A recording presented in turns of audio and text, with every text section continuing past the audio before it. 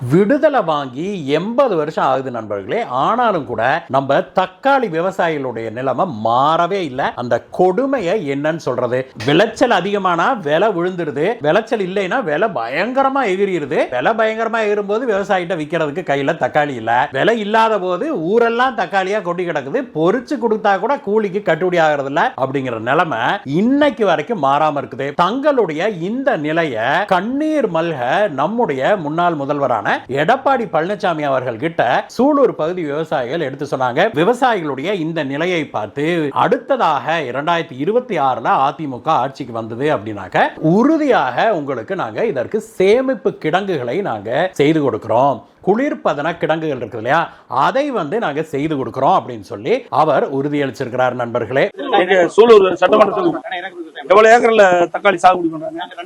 2000 acre. இது market எங்க கொண்டாந்து பண்றீங்க? இந்த வெளி மாவட்டத்துல போறது இல்ல. இதோட ரகம் என்ன ரகம்? காஞ்சனா. இது எவ்வளவு நாள் அழுகாது இருக்கும் இந்த பழம்? 5 நாளைக்கு அழுகாது.